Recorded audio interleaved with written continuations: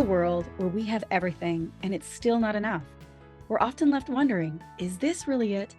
Deep inside, you know there's more to life. You're ready to leave behind the old push your way through and claim the deeper, more meaningful life that's calling you. That's what we invite you to explore with us. We're your hosts, Stephanie Allen and Maren and Stephanie. And this is the Soulful Leader Podcast. Yay! Hi, welcome to the Soulful Leader Podcast. This is Stephanie, and I'm here with Maren. And we're literally having a conversation about conversations. And I think as leaders, this is so empowering to be able to really speak well on what's in your heart, what's in your mind, your goals, your dreams, but also to listen well. And it's been interesting to me because when you start to listen, sometimes people can just ramble about nothing for hours. And I sometimes wonder why. Like, are they wanting to be heard? And maybe what they're saying, there's something else going on underneath that surface. Maybe they're avoiding a feeling, or they don't quite know how to drop in deep enough to get what the sustenance of what they really need to say could be. But there's an interesting thing of when I listen to someone, are they moving towards something, or are they trying to get away from something? So something comes up for me as you're saying that. I know people, including you, who are verbal processors. Mm-hmm. Like literally, I am more of a kinesthetic processor. So I'll hear something and I need to process it through my body, which means sometimes I'm writing, sometimes I'm moving, sometimes I have to go work out, I have to go walk for in nature. Whereas there are other people who are verbal processors and they literally need to hear it come out of their mouth in order to make sense of it. And I know for myself, when I'm listening to a verbal processor, I can't hold them to what they're saying, right? Because for me, I process through what I want to say and then a fairly close version of the final version kind of comes out. Whereas with a verbal processor, you're going to hear the entire mess of stuff Mm-hmm. before they can get to oh, that's what I wanted to say. So I think that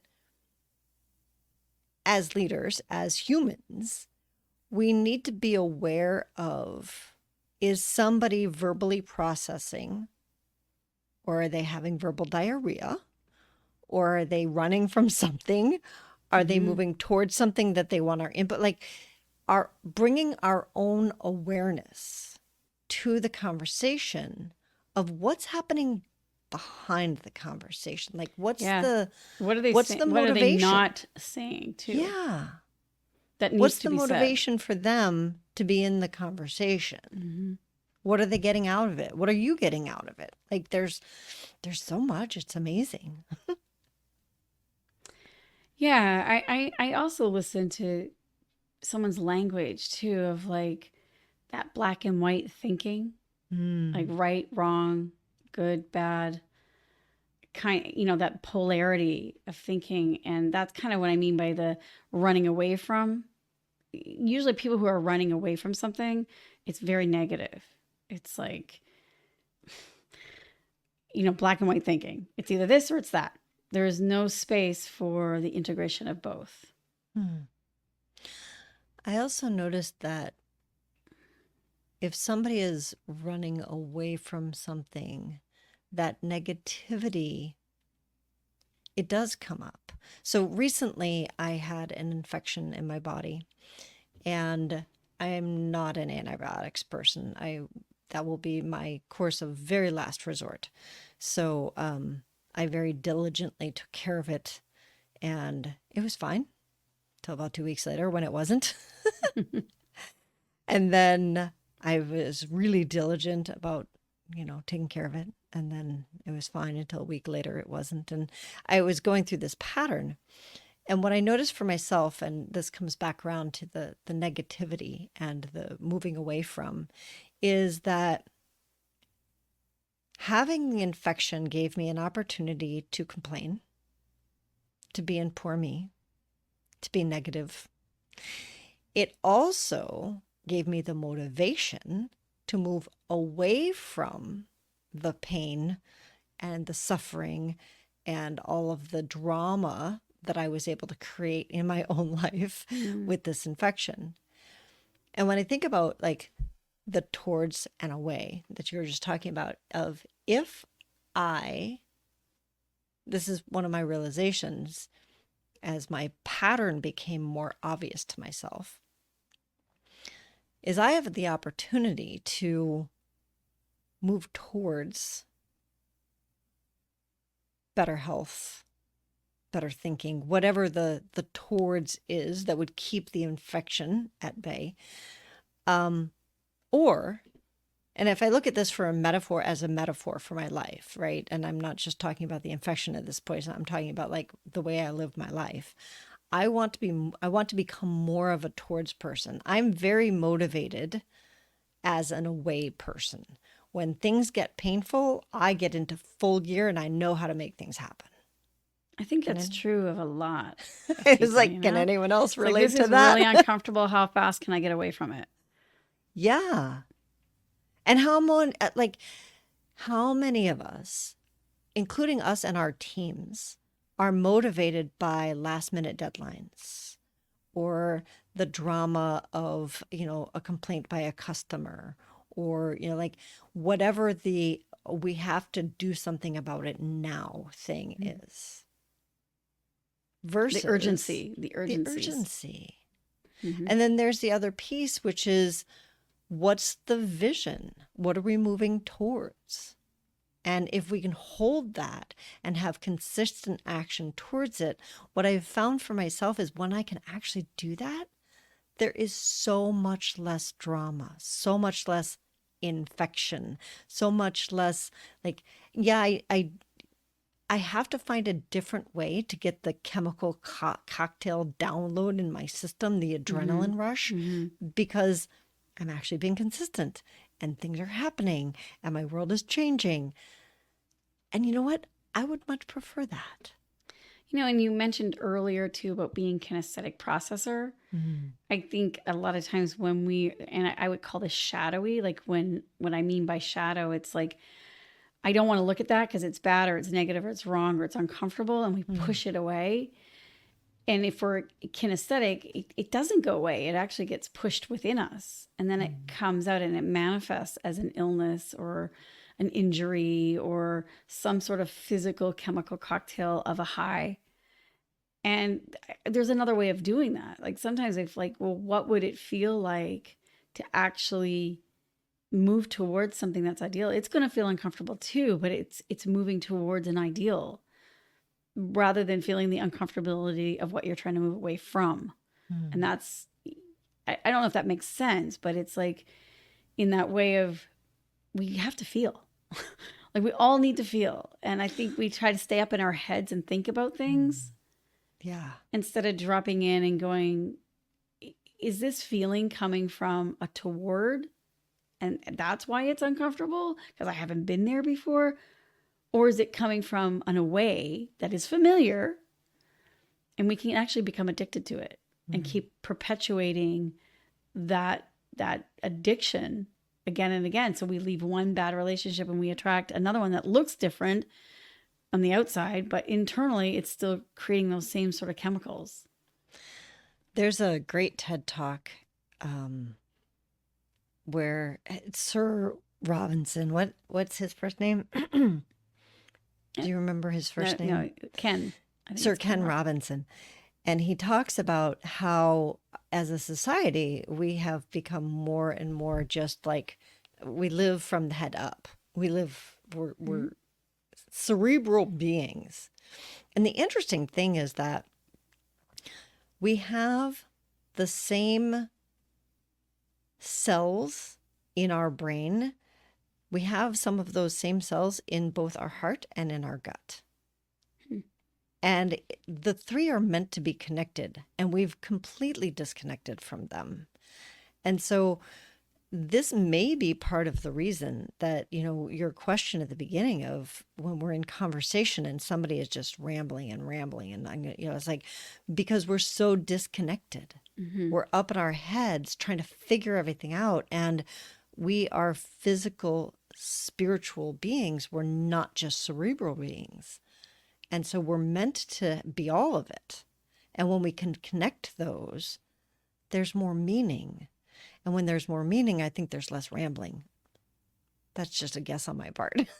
Well, yeah. I mean, when you can start to feel and see and hear simultaneously integrated, that's when you have the full spectrum of the conversation. Well, and that's the word human being. Hue is the full, think of colors, right? Color hues. That's the full spectrum. We are meant to be full spectrum beings. Yeah, we're not flat. And beings, right? Yeah, and yet at this point in our evolution, we're being very flat. We're cerebral. A question to you then. So you're talking to somebody who's rambling for hours sometimes. What, as a leader, what is your process to help understand what they're really trying to communicate or what you really need to hear? How do you work with that? So I think it's twofold. First is that I need to develop the skill of listening to what's happening behind what's being said.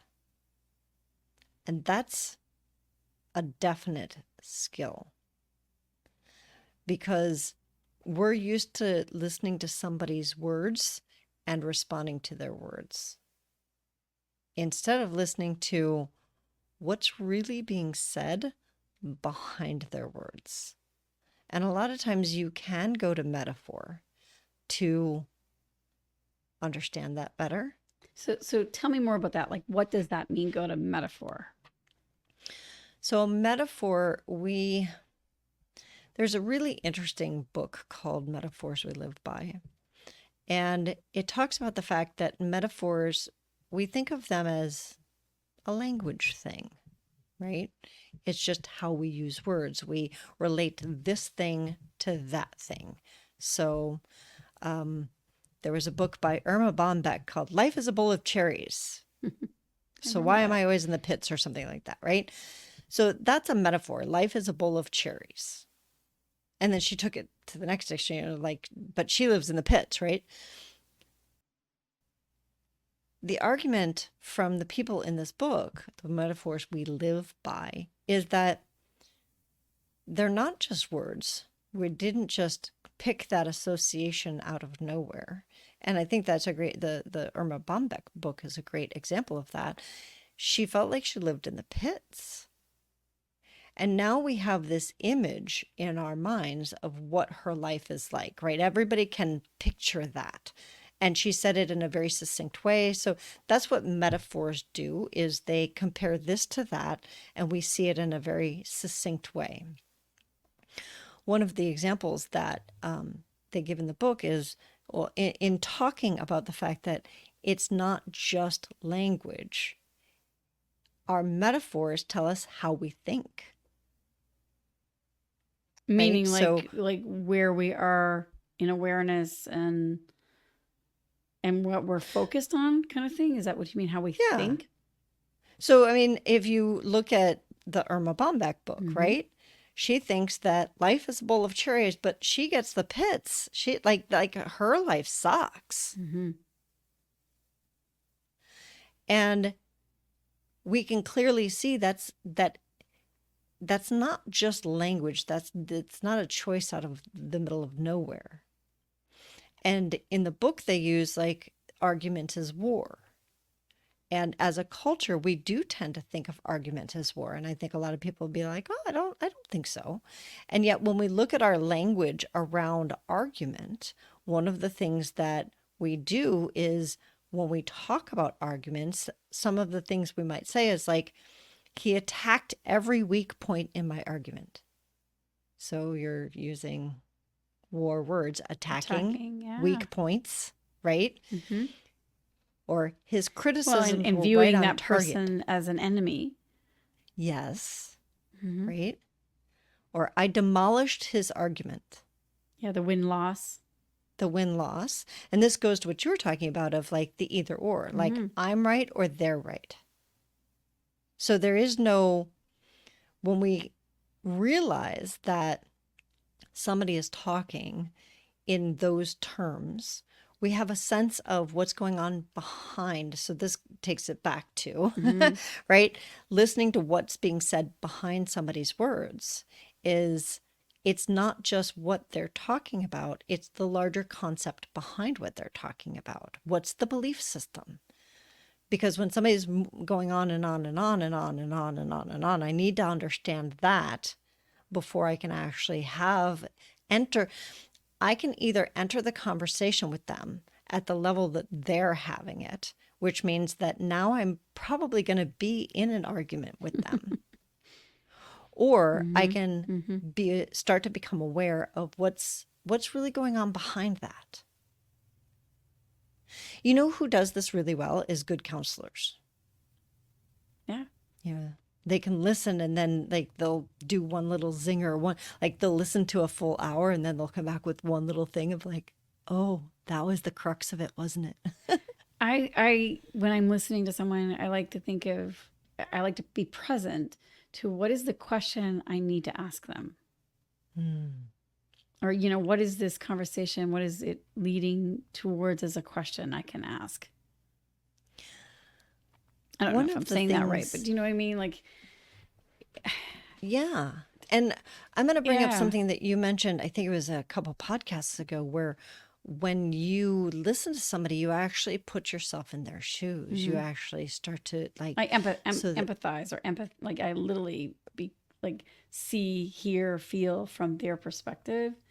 And then right, that helps me present to ask a them. question like what would like that that's the question I ask myself, like what would it feel like or see like or sound like from that person's perspective, and where would be something more loving, something more beautiful, toward, I would say.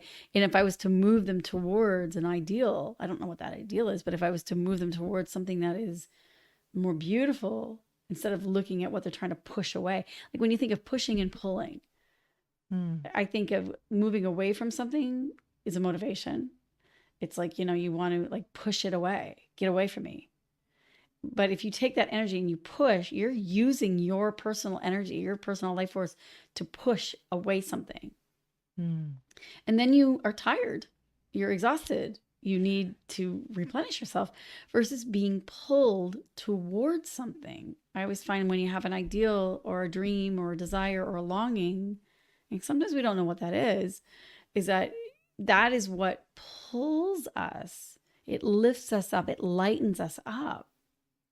So when someone is talking, I often will say, how can I like change that direction instead of a push away, more of a pull up?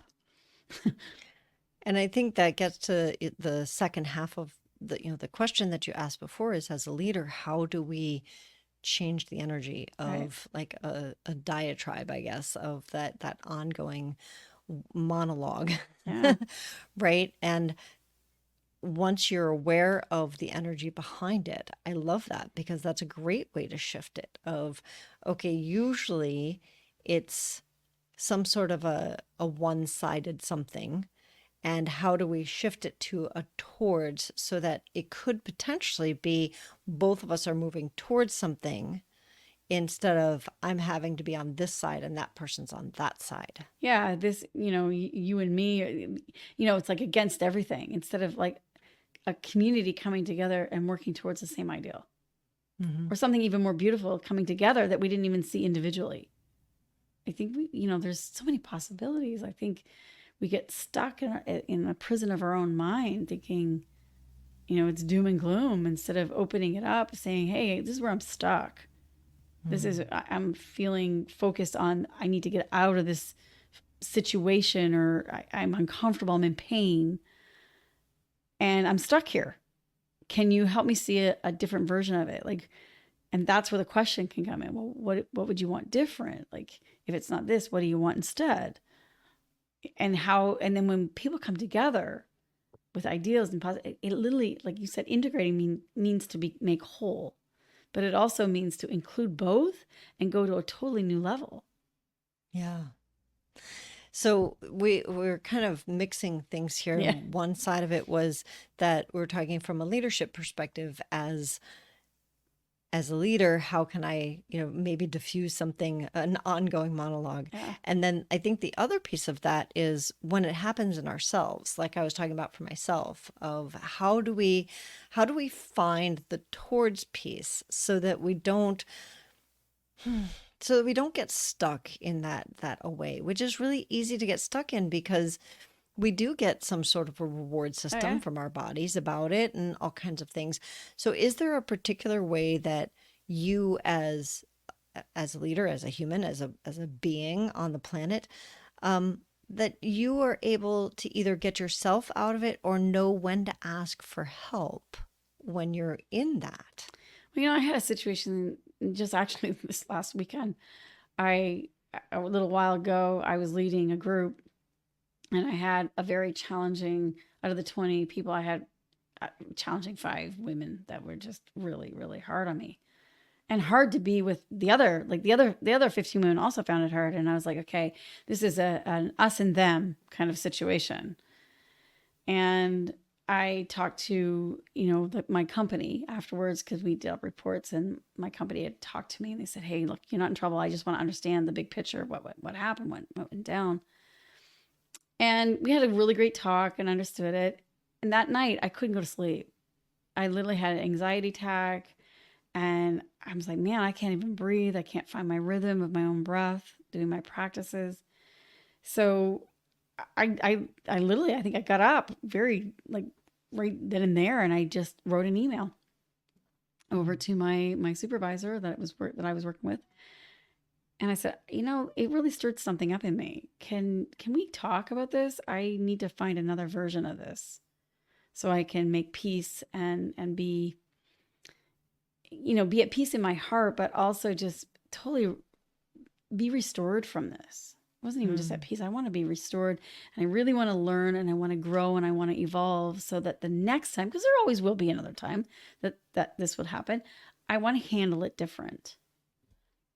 And we had a lovely conversation, like literally a couple days later, and talked it all out. And she's like, hey, this is really great. I'm glad you reached out. And I said, yeah. I said, what one piece of advice would you give me? She's like, next time when it's happening, keep us in the loop, like right away. I said, oh, that would have been wise. I said, I kind of felt like a little bit of a tattletale, like kind of over dramatizing, saying, oh, I'm calling and tattletaling on all this kind of stuff. And I also noticed that within myself, I didn't even know that it was as bad as it was until the end.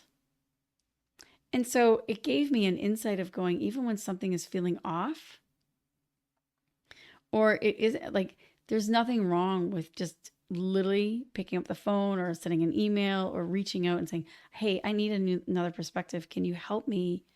Because otherwise, I'm going to spend all my energy pushing away. Yeah. It costs a lot of energy. And you're in survival mode Yeah. at that point. And then reacting constantly.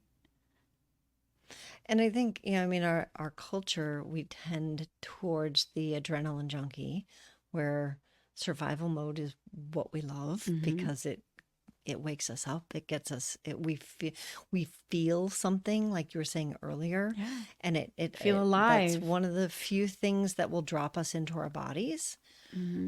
So finding alternatives to that is really powerful. And I do want to point out two things that you said. The first was that you said, I want to find a different version of this. And I think so often we know that there's 2 sides to a story. We don't know that there's probably 200 sides to a story. And that it's never just our side and their side. Because what if I made my side of the story different? And that leads me to the second thing you said, because you said that you restored yourself. And I want to point out, right, the words there of you restoried. So you told a different story and it restored you. Totally. There's no accident that those words are related. And if I could have done it on my own, I would have much faster, but it wasn't working. And I've been really holding a boundary, talking about boundaries here again, but holding an internal boundary with myself. Like when I'm agitated, when I'm catastrophizing, when the narrative inside myself is just really critical and negative, whether it's towards myself or something else or someone else, I know I need to ask for help because I'm in it. I'm in it. I'm in the pit. And when we're in it, we can't see it. That's right. So really training myself that asking for help and reaching out is a toward, it's like you're reaching your hand up and saying, can you lift me up and out? Can you pull me out of this so that I can be restored and have a new story? So that I can tell a different story. Yeah. Exactly. I love that. So that's going to be my assignment for everyone this week is there someplace in your life that you could tell a different story and restore something, maybe something that's really special for you? And to reach out and be pulled up and have someone else maybe give you a higher and more beautiful version of the story. Yeah. Because when you're in it, you can't always see the full spectrum of what is there. And just that is something that Stephanie and I do on a regular basis. That's part of our jobs. So if you want to reach out to us, feel free. We would love to hear from you. And you can do that on our Facebook page or our LinkedIn page. Those are at the Soulful Leaders. You can do that on our website. We've got our business website, which is tslp.life. And then we've got the soulfulleaderpodcast.com. You can find us in lots of places. And please do. And please do. We would love to hear from you.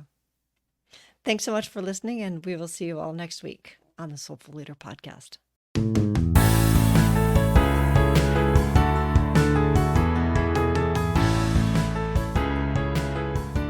And that wraps up another episode of the Soulful Leader Podcast with your hosts, Stephanie Allen and Maren Oslack. Thank you for listening. If you'd like to dive deeper, head over to our website at thesoulfulleaderpodcast.com. Until next time.